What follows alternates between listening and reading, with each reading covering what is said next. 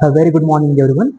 Today we'll start our lecture 3, part 2, the continuation of factors affecting the water holding capacity of the soil with the bulk density, particle density, that is density of the soil solid. As you all know that there are two types of density.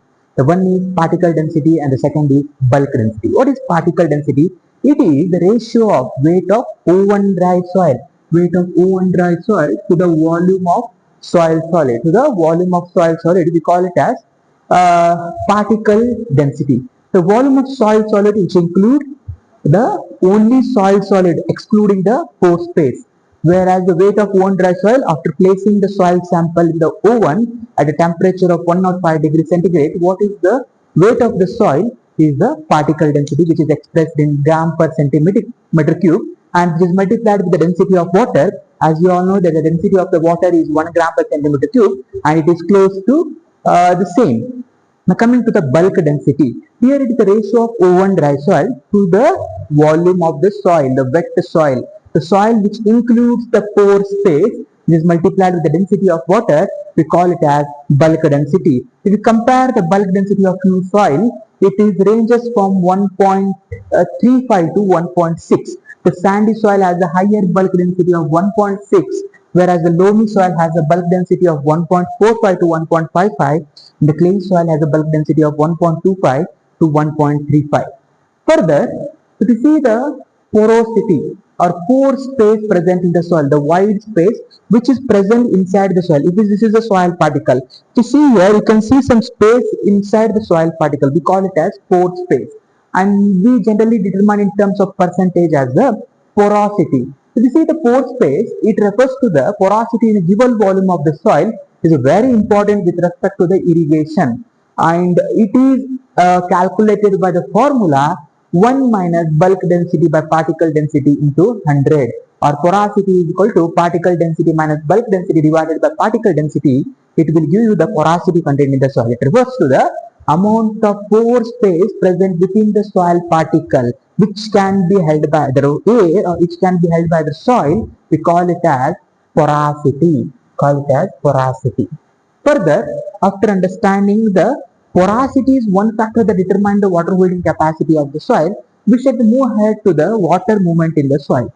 As we have visually can think that which type of water movement can take place in the soil, either when it is too flooded condition, saturated water movement, or when it is dry condition, unsaturated water movement, or when there is no water, it is a hygroscopic, or we call it as vapor water movement. We'll deal it individually. Before understanding that water movement, we need to understand few terminologies which are very important for the exam point of view. The first one is infiltration. What is infiltration states for?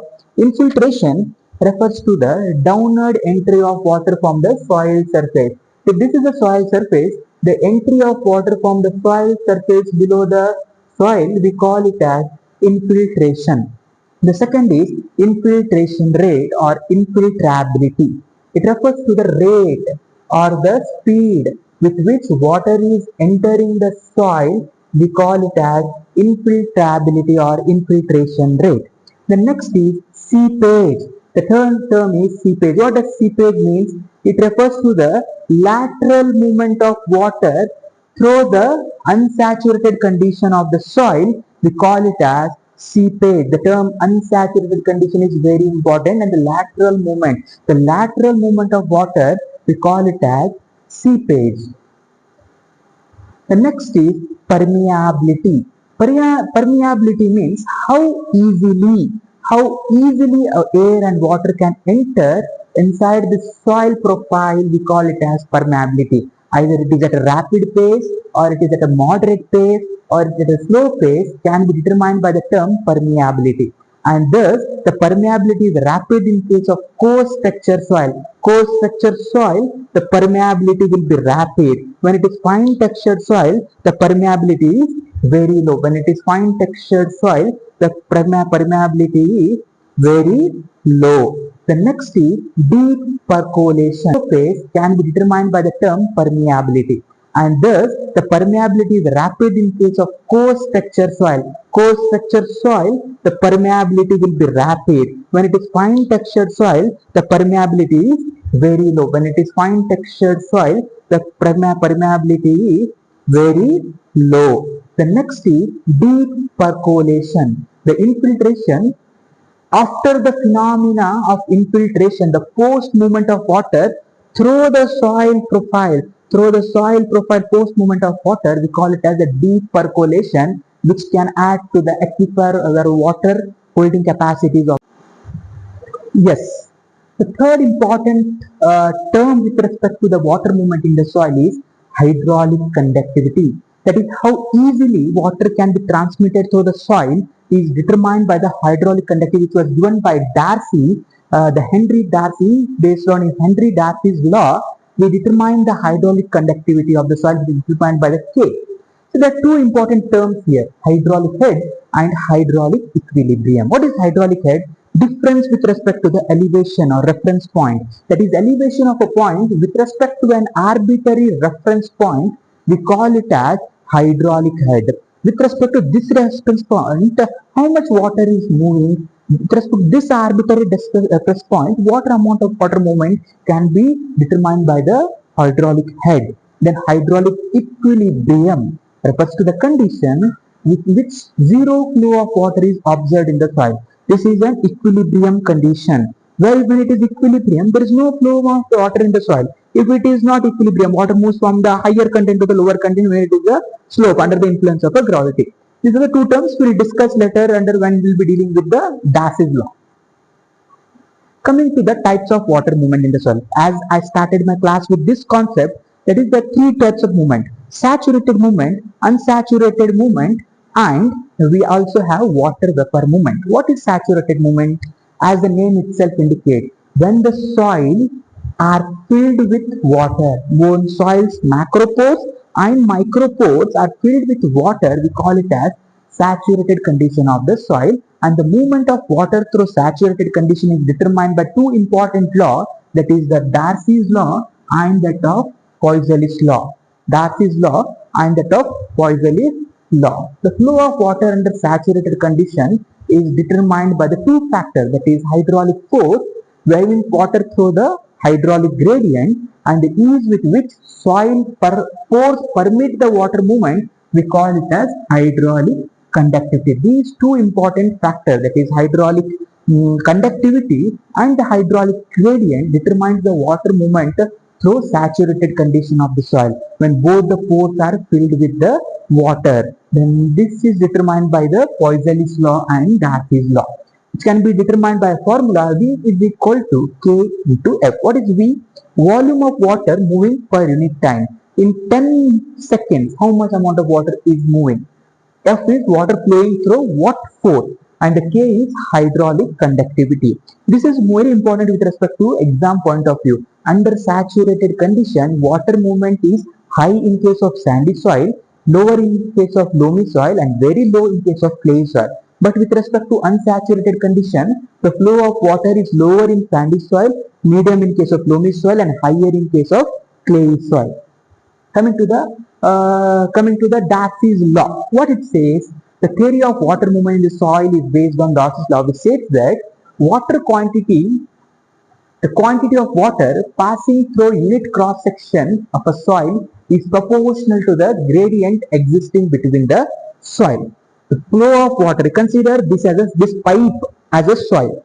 The quantity of water moving through this soil is directly proportional to the concentration gradient or hydraulic gradient.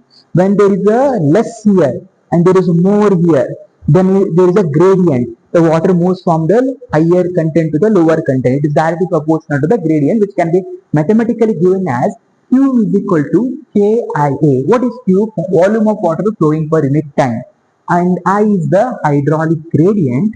A is the cross section area of the soil, which is centimeter square, and K is the hydraulic conductivity. This is the hydraulic gradient, delta H, which is H1 minus H2 divided by 1. Hydraulic gradient at one point, if this is the total water movement, this is H1. hydraulic gradient at one point to the hydraulic gradient at second point is determined by the Darcy's law. Coming to the second movement of water.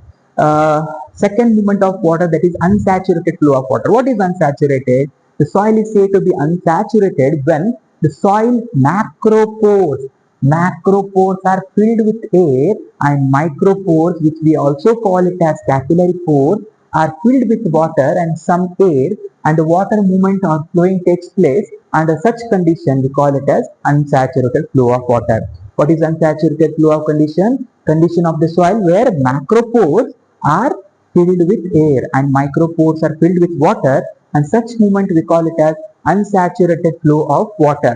The water movement under this condition is slow, sluggish compared to that of saturated flow, and we compare the condition of the soil. The unsaturated flow is highest in case of clay soil, followed by loamy soil, and then the sandy soil. Coming to the water movement in the soil or water vapor movement, the third type of movement. One is saturated, unsaturated, and water vapor movement. Here, the movement of water in the soil in unsaturated condition involve both liquid phase and the gaseous phase. Liquid phase and the vapor phase movement. And the water movement is significant only in this moisture range. And the wet range, vapor movement is negligible because there is a few continuous open pores. So in case of wet means soil completely saturated in the soil. The vapor movement is completely less because already saturated with the water, there is no scope for the gas to move. The next, in the dry range, there is a little scope of vapor to move through the soil. This is a very important table with respect to exam point of view. Water movement in the soil. There are three types of movement: saturated movement, unsaturated movement, water movement. Which is the force? The force acting in saturated movement is gravitational force. The unsaturated movement is metric force, and the vapor movement is vapor pressure. The water forms in saturated flow is generally the liquid form. Unsaturated flow, it is liquid form, but in vapor movement it is a gaseous form or vapor form. With respect to direction of flow, in saturated means it is generally moves downward movement. Unsaturated, it is a seepage movement, lateral movement, and the vapor movement, it is can be in all direction, any direction. The next, the pore space, all the pores are filled with water in case of saturated flow. Only micropores are filled with water in case of unsaturated flow, and all pores are empty in case of vapor movement. The rate of flow is very fast in case of saturated flow, and it is slow in unsaturated flow, and it is negligible in case of vapor movement. And the volume of water movement is large. As all the pores are filled with water, it is high in saturated flow. It is smaller quantity in unsaturated flow, and it is very less in case of vapor movement. Very important point for the JRF exam point of view. The next, we'll start the next class with water retention, how water is held in the soil.